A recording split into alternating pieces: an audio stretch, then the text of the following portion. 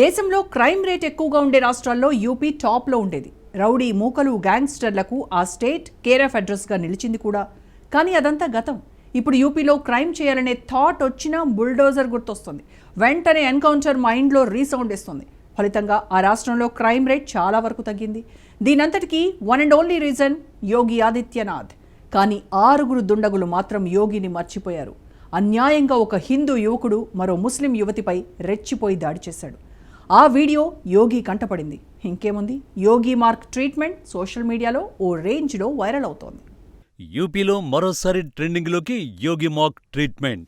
హిందూ యువకుడు ముస్లిం యువతిపై దుండగులు దాడి. 6 నిందితులకు యోగి ట్రీట్మెంట్ ఇచ్చిన పోలీసులు. నేరం చేసి అరెస్ట్ అయితే బెయిల్తో బయటకు రావచ్చు. మర్డర్ చేసినా మహా అయితే జైలు శిక్ష, అది కాదంటే లైఫ్ పడుతుంది. అత్యాచారం లాంటి నేరాలకు కూడా శిక్షలు ఖరారయ్యేది ఎప్పుడో. ఒకవేళ ఖరారైనా ఏ గాంధీ జయంతికో సత్ప్రవర్తనతో మళ్లీ జనంలోకి వచ్చి ఏం కావాలనుకుంటే అది చేసేయొచ్చు. దేశంలో చాలా మంది క్రిమినల్స్ లో ఉండే ఆలోచనలే ఇవన్నీ. మరి ముఖ్యంగా ఉత్తరప్రదేశ్ క్రిమినల్స్ మైండ్ సెట్ అలాగే ఉండేది. వాళ్లలో చాలా మందికి చట్టమైన పోలీస్ వ్యవస్థ అయినా అంతగా భయం లేదు అనడానికి గతంలో ఆ స్టేట్లో జరిగిన ఎన్నో నేరాలే ఉదాహరణ. కానీ యోగి సీఎంగా బాధ్యతలు చేపట్టిన తర్వాత అక్కడ చాలా మార్పు కనిపించింది.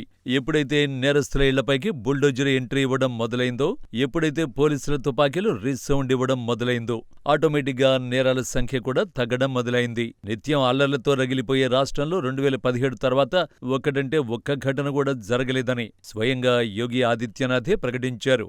గ్యాంగ్స్టర్లు, క్రిమినల్స్ యూపీలోకి వెళ్లడానికి కూడా ధైర్యం చేయడం లేదు. కానీ 6 దుండగులు మాత్రం తాము యోగి అడ్డాలో ఉన్నామన్న సంగతి మర్చిపోయారు. ఉత్తరప్రదేశ్లోని ముజఫర్ నగర్లో జరిగిన దారుణం ఇది. ఒక హిందూ అబ్బాయి, మరో ముస్లిం అమ్మాయిపై కొందరు దుండగులు దాడికి పాల్పడ్డారు. బాధితులిద్దరూ బ్యాంకులో పనిచేస్తున్నారు. లోన్ రికవరీ కోసం వెళ్లి తిరిగొస్తుండగా 6 దుండగులు అడ్డుకుని వారి పేర్లు అడిగారు. అబ్బాయి సచిన్ అని చెప్పడంతో అతడిపై దాడి చేశారు. ఆ వెంటనే అమ్మాయిని బుర్ఖా తీసేయాలని వేధించారు. ఇద్దరిని సమీపంలోని ఓ షాపు దగ్గరకు తీసుకువెళ్లి మళ్లీ దాడి చేశారు.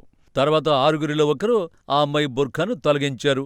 నిందితుడు ఆ మహిళ జుట్టును లాగి ఆమెను చెంపదెబ్బ కొట్టాడు. ఈ మొత్తం ఎపిసోడ్లో ఆ ఇద్దరు చేసిన తప్పు ఒకరు హిందువు, మరొకరు ముస్లిం కావడమే. ఇంకాస్త వివరంగా చెప్పాలంటే హిందువు బైక్పై ముస్లిం అమ్మాయి ప్రయాణించడం దుండగులకు ఆగ్రహాన్ని తెప్పించింది. తర్వాత ఇద్దరు బాధితులు పోలీసులకు ఫిర్యాదు చేశారు. ఈలోపే దాడికి సంబంధించిన వీడియో సోషల్ మీడియాలో విపరీతంగా వైరల్ అయింది. వెంటనే యూపీ పోలీసులు యాక్షన్లోకి దిగారు. యాక్షన్లోకి దిగడమే కాదు, యోగి మార్క్ ట్రీట్మెంట్ ఇచ్చారు. ఇది అమాయకులపై యాక్షన్కు యోగి మార్క్ రియాక్షన్. హిందూ యువకుడితో ప్రయాణించిన పాపానికి దారుణంగా కొట్టిన 6 జన్మలో మరోసారి ఆ తప్పు చేయకుండా ట్రీట్మెంట్ ఇచ్చారు యూపీ పోలీసులు. దాడి చేసిన 6 నిందితుల్ని సర్తాద్, షాదాబ్, ఉమర్, అర్ష్, షోయబ్, షమీగా గుర్తించిన పోలీసులు ఓ బృందంగా ఏర్పడి గంటల వ్యవధిలోనే స్టేషన్కు పట్టుకుపోయారు. ఆ తర్వాత తమదైన స్టైల్లో చిత్తకొట్టుడు కొట్టేసరికి ఇదిగో ఇలా కుంటుతూ బయటకొచ్చారు. మరోసారి ఈ తప్పు చేయమంటూ క్షమాపణలు చెప్పారు. దాడి చేసిన దృశ్యాలు ఏ రేంజ్లో వైరల్ అయ్యాయో దానికి రెట్టింపు వేగంతో సోషల్ మీడియాలో వైరల్ అవుతున్నాయి ఈ దృశ్యాలు. వీళ్లలో ఎవడో మరోసారి ఇలాంటి దాడులు చేయడు. 8,000కు పైగా ఎన్కౌంటర్లు, 80,000 మంది క్రిమినల్స్ అరెస్ట్, 4,000 కోట్లకు పైగా విలువైన ఆస్తులు జప్తు, 14,000 కోట్ల విలువైన ఆస్తులు స్వాధీనం, 68 మాఫియా, 1,400 మంది ముఠా సభ్యులపై 700కు పైగా కేసులు నమోదు. సింపుల్ గా చెప్పాలంటే యూపీలో నేరాల సంఖ్య 85% తగ్గిపోయింది. 8 ఏళ్లలో ఉత్తరప్రదేశ్లో యోగి మార్క్ యాక్షన్ ఇది. యోగి యూపీ సీఎం అయిన తర్వాత రాష్ట్ర పోలీసులకు ఫుల్ పవర్స్ ఇచ్చేశారు. పొలిటికల్ పవర్ను కూడా కాదని దూకుడుగా వెళ్లే ధైర్యాన్ని కూడా ఇచ్చారు.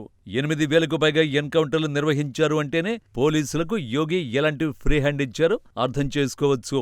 8,000 ఎన్కౌంటర్లలో 222 మంది కరడుగట్టిన నేరస్తులు అంతమైపోయారు. ఈ దూకుడే మాఫియా, గ్యాంగ్స్టర్ల వెన్నులో వణుకు పుట్టించింది.